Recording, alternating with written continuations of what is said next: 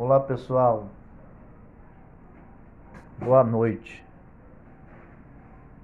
Hoje nós vamos dar continuidade às nossas aulas de física e falaremos sobre dilatação linear. Bem, todos os corpos, ao receberem calor, eles se dilatam. Mas por que isso acontece? Na verdade, os corpos são formados por átomos ou moléculas.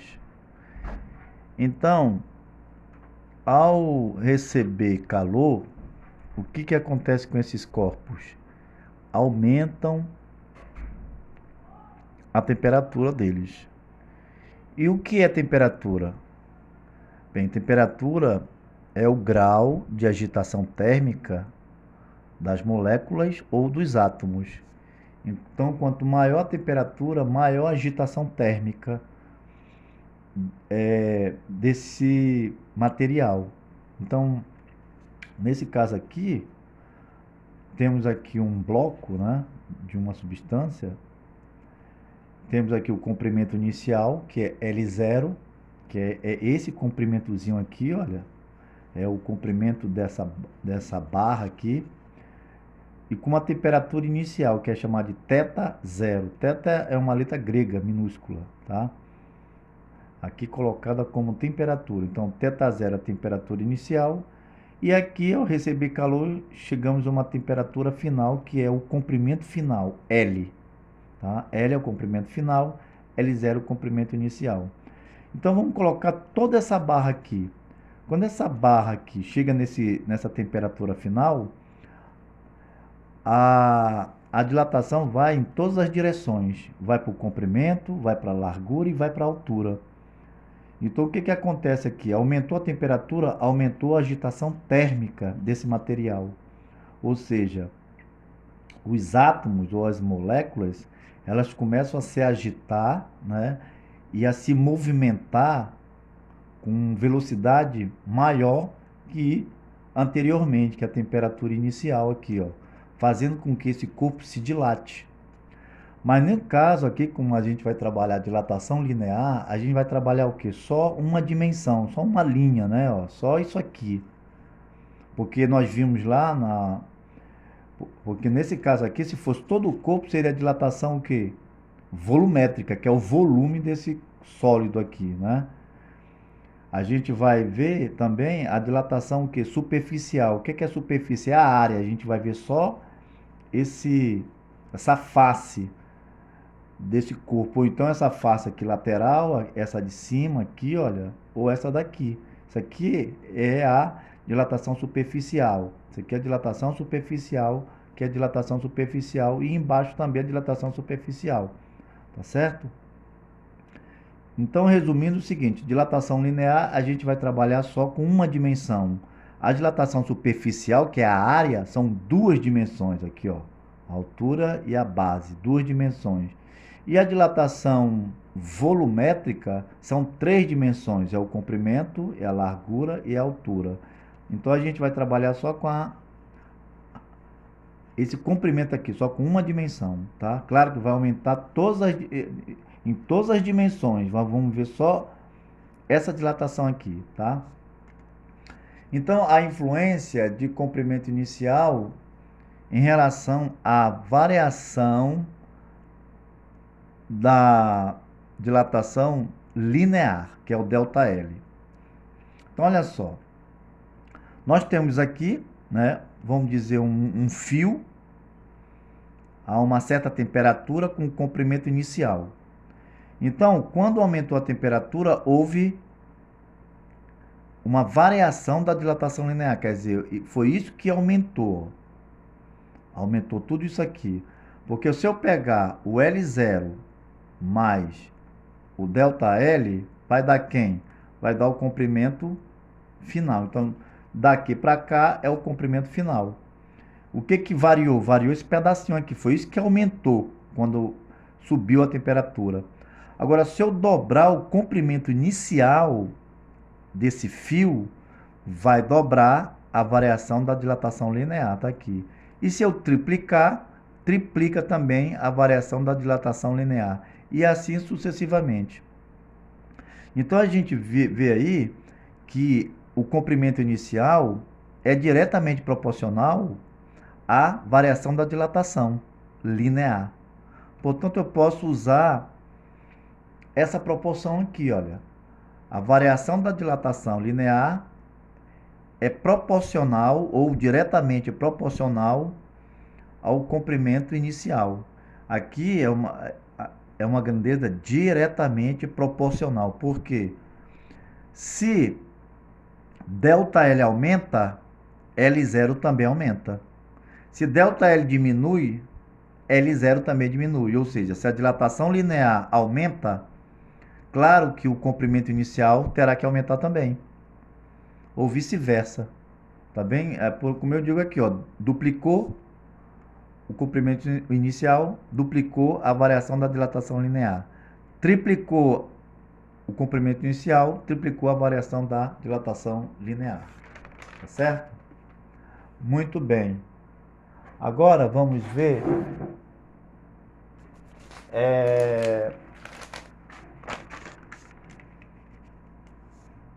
a influência do comprimento inicial em relação à variação da temperatura.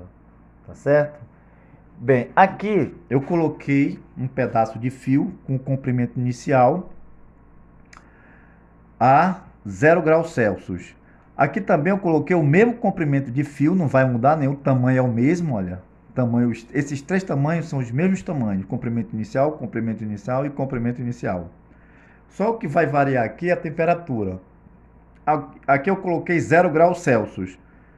Aí aumentei a temperatura para 10 graus Celsius. Então já houve uma variação da dilatação linear. Tá vendo?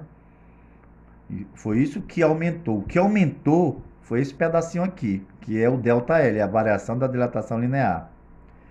Então aqui, se eu pegar, por exemplo, olha só, ΔZ quem é? O ΔZ é a variação da temperatura. Quem é? É a temperatura final menos a temperatura inicial, certo? Daqui para cá, quem é a temperatura final? É 10. Menos a temperatura inicial é 0. Então, 10 menos 0 é 10. Portanto, aqui houve uma variação de 10 graus Celsius. Está aqui, ó. 10 graus Celsius.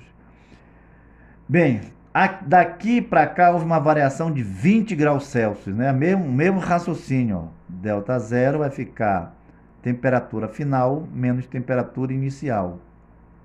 Quem é a final é 20. Quem é a inicial é 0. Então, Δθ é 20 graus Celsius. Então, o que eu quero dizer com isso? Quero dizer o seguinte, que a temperatura aumentou de 10 e depois dobrou para 20, não foi isso? Ó? Dobrou para 20. Então, o que é que aconteceu aqui? Quando chegou a 10 graus Celsius, houve uma variação da dilatação linear. Dobrou para 20, dobrou a variação da dilatação linear. Se for para 30 graus Celsius, o que vai acontecer? Vai triplicar a variação da dilatação linear.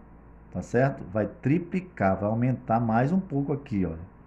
E assim sucessivamente. Então, eles concluíram, isso foi feito, experimentos em laboratório, né?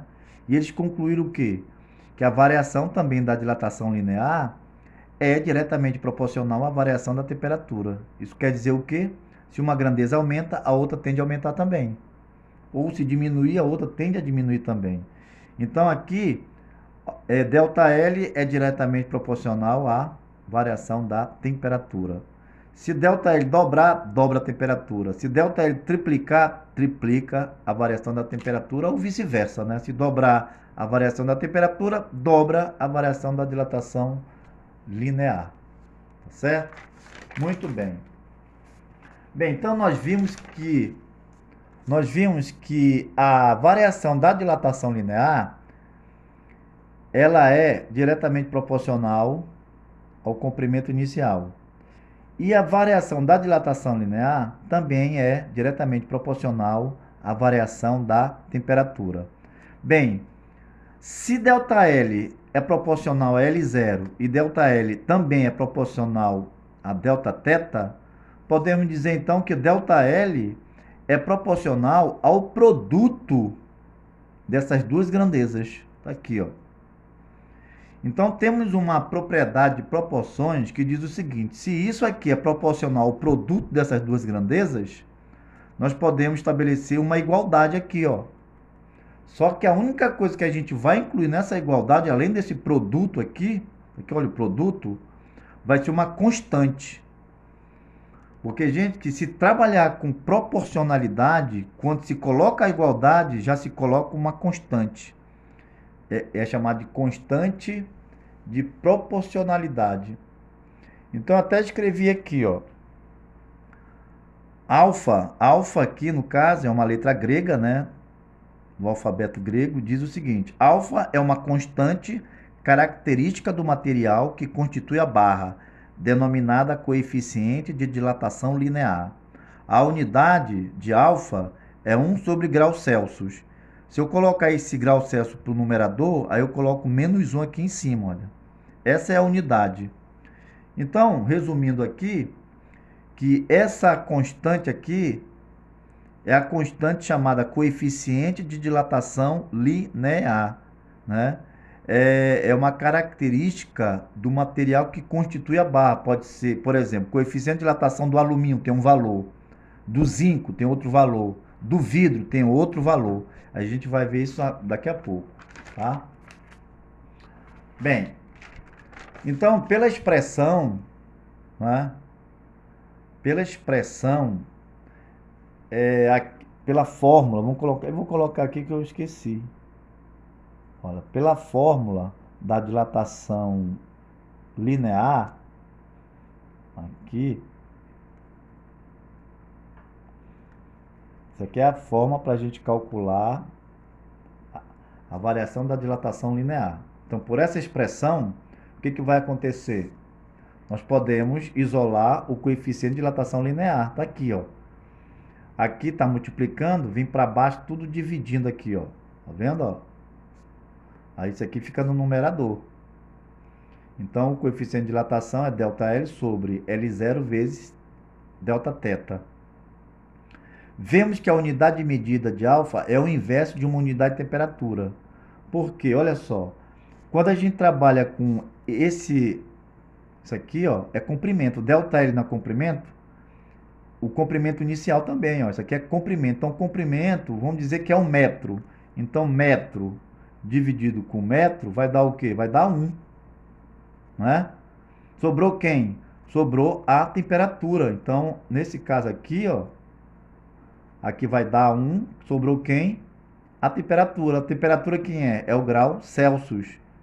É por isso que a unidade da dilatação linear é grau Celsius menos 1, que é a mesma coisa que 1 sobre grau Celsius. Tá? Então, ele diz que isso aqui é um número adimensional, é um número puro, sem unidades. Logo, alfa pode ser expresso em grau Celsius menos 1 ou em Kelvin, que é K menos 1. Tá certo? Então, a unidade do coeficiente de dilatação linear é o grau Celsius menos 1 ou Kelvin menos 1. Tá certo, gente? Muito bem. Aqui, o coeficiente de dilatação linear, a gente vê aqui, vou mostrar para vocês, uma tabela desse coeficiente de dilatação linear. Aqui são as substâncias, aqui é o coeficiente de dilatação. Então, o alumínio, qual é o coeficiente de dilatação linear do alumínio? 23 vezes 10 elevado a menos 6. Do cobre, 17 vezes 10 elevado a menos 6. Do vidro comum, 9 vezes 10 elevado a 6. Do zinco, 25 vezes 10 elevado a menos 6. Do vidro, que é o pirex, 3,2 vezes 10 elevado a menos 6. E assim sucessivamente aí, tá? Bem, Nesse caso, vamos ver as leituras aqui. Como é que a gente vai entender isso daqui, ó? Para o cobre, está aqui o cobre, ó, 17 vezes 10 elevado a menos 6. Então, para o cobre, por exemplo, temos esse valor. O coeficiente de dilatação, 17 vezes 10 elevado a menos 6, graus Celsius menos 1. O que significa isso daqui? Então, eu escrevi aqui, ó. Então, o que foi que eu fiz? Isso significa que uma barra de cobre de 1 centímetro, ou 1 metro, ou 1 quilômetro, pode ser 1 milímetro, 1 decímetro, etc., de comprimento, aumenta em 17 vezes 10 elevado a menos 6 centímetros, ou metro, ou quilômetro, quando sua temperatura é elevada em 1 grau Celsius. Isso significa o seguinte, gente. Então, se eu digo assim, que o coeficiente de dilatação do cobre é 17 vezes 10 elevado a menos 6 graus Celsius menos 1. Significa o seguinte, olha só. Se lá no problema foi estudado, né, um cobre, sei lá, com um comprimento inicial de 1 metro, significa o quê? Houve uma variação da temperatura, vamos dizer assim, ó, o comprimento inicial do cobre é 1 metro. Para cada variação de 1 grau Celsius, houve um aumento de 17 vezes 10 elevado a menos 6 metros. Entendeu? Isso significa o coeficiente de dilatação. Quando vocês virem isso daqui, isso significa o quê? Para cada 1 metro, ou para cada 1 quilômetro, ou para cada 1 centímetro, houve um aumento de 17 vezes 10 elevado a menos 6 metro, ou quilômetro, ou centímetro, ou decímetro, conforme o problema pede. Diz lá o comprimento desse material. Entendeu? Então, resumindo, o coeficiente de dilatação, ele mostra de quanto aumentou o comprimento daquela substância, daquele material, quando aumenta a temperatura de 1 grau Celsius. Ou seja, quando sua temperatura é elevada em 1 grau Celsius. Tá certo? Bem, na próxima aula, gente, eu vou falar sobre a dilatação superficial, tá bom? Então, até lá e um abraço.